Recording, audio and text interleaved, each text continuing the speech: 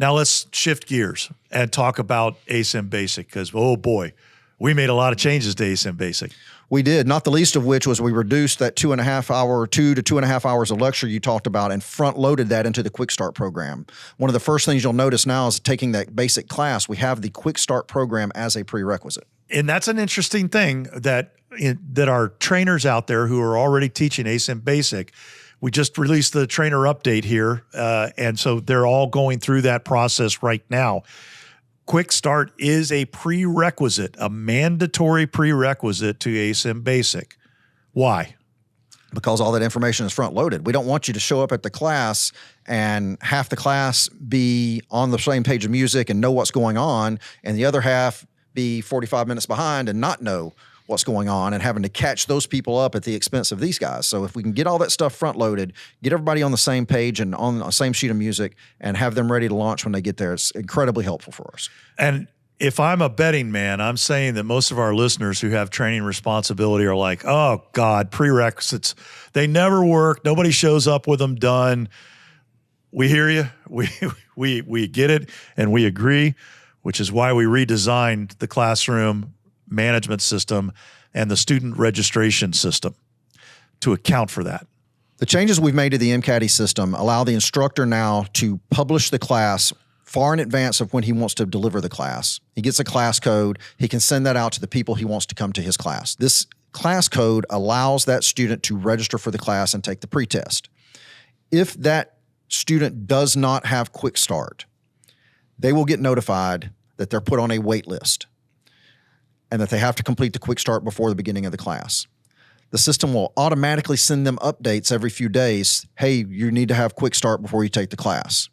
And then 3 days before the published start of the class, the lead instructor will get an email saying, these people are on your wait list. They've signed up and they haven't completed QuickStart. So it allows that instructor to reach out individually to those people to get them through the QuickStart process. It really has made the automation on the system has really made it very easy to complete the process.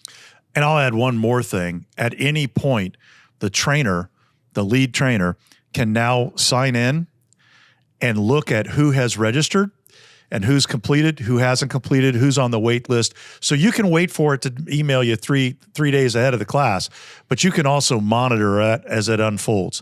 But come the class start time, if they haven't completed QuickStart before you start, it won't enroll them. Yeah, we really don't want to have people in the class who aren't on the same page. You don't want to slow down the people who did take the initiative to go out and complete the QuickStart program. You really want everybody on the same page at the beginning of class. So that's the prerequisite. We come into class, still a little bit of lecture? Still a little bit of lecture. We want to hit the high points of what QuickStart covered in case, it's been a while since people maybe have taken QuickStart, or just to clarify some points to make sure everybody is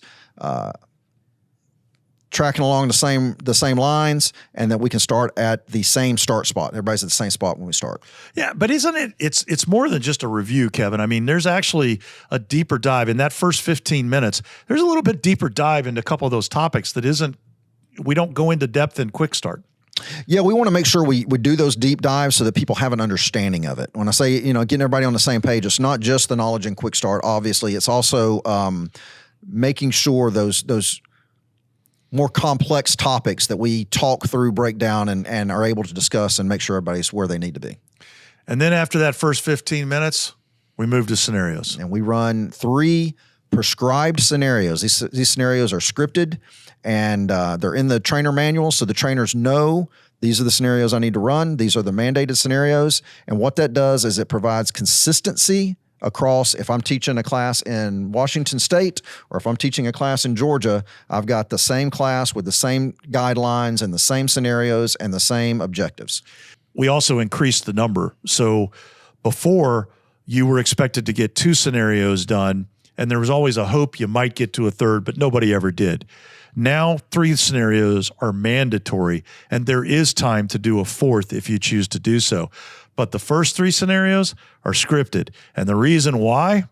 Because when we did our quality checks to find out what trainers were actually doing in the field, it was all over the place.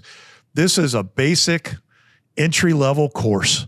And we discovered that some trainers were giving very basic scenarios that were appropriate, while others were essentially giving them a complex coordinated attack with 3 attackers in multiple locations on their very first scenario out of the gate. It was an unwinnable scenario, which defeats the purpose, is outside the scope of the class, the whole bit. And so in order to standardize that, we said, okay, these are the scenarios that you need to run. But once you run those 3, if you got time for a 4th, you're there.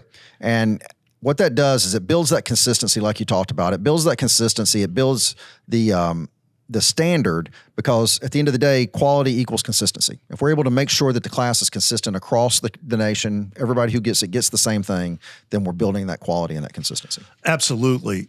And people say, well, wait a minute, quality equals consistency. What if you're consistently bad? You can't fix it and make it better until you're doing something consistently. If one day it's good and the other day it's not good, it's very difficult to get to the bottom and the fix. So consistency is quality.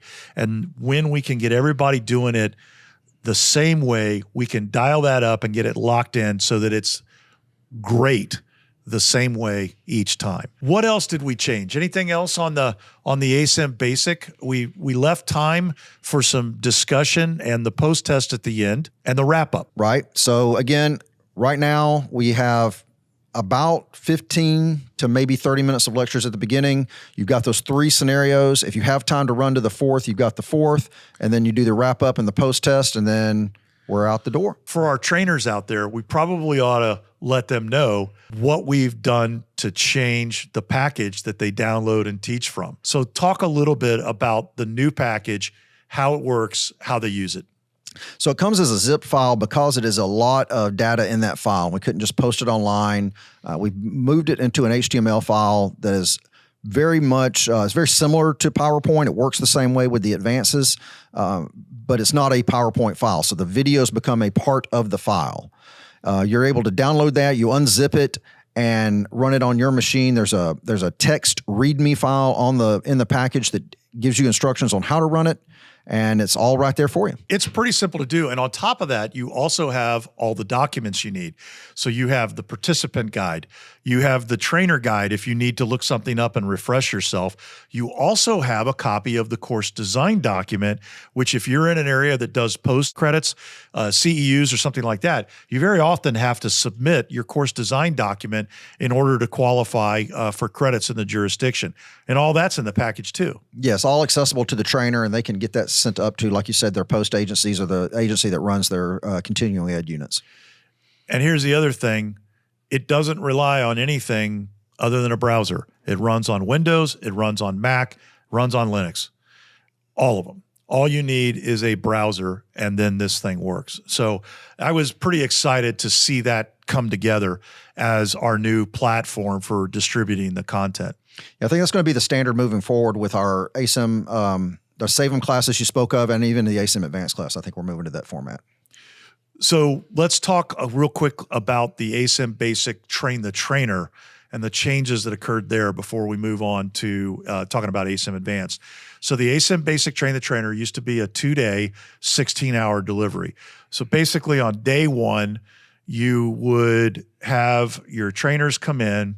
Yeah, I think it was up to 10 trainers. And day 1, they would learn the curriculum, and then day 2, they would do the teach backs. And we had to do that because there was all this lecture that they had to learn. They had to practice with the scenarios. We needed to make sure that they knew how to do the scenarios. Well, now with this new format, we've made it easier for the trainers to learn how to deliver this material. Absolutely. So now, like you mentioned, a lot of the lecture is front-loaded. So it's front-loaded through the QuickStart program, so we don't have to spend as much time making sure everybody's on the same page there. It allows us to shrink the time spent in class for the Train the Trainer. We're no longer a 16-hour class. It's an 8-hour class. And we've doubled the number of people we can put into it. So we can put 20 trainers through a class at a time. This allows for you to get more people spun up and trained, able to deliver the training.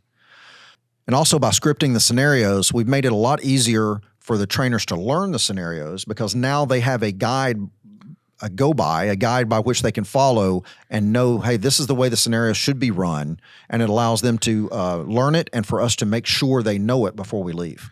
So the new ASIM Basic Train the Trainer, one day you get 20 trainers out of it and all of the material you need to start teaching the next day. Absolutely. And so before we leave ASIM Basic, I want to make sure we also talk to the trainers out there about the update that just went live for them publicly.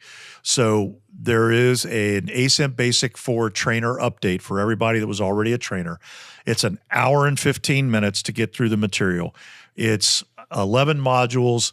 There's short videos that you can watch at your convenience. After each one, there's a little bit of a post-test, and that gets you squared away for another 3 years on your certificate for your trainer. It gets you updated to the new material, it gets you access to the new material, and it secures your certificate for another 3 years, and it costs nothing. It is completely free to do. Completely free to do.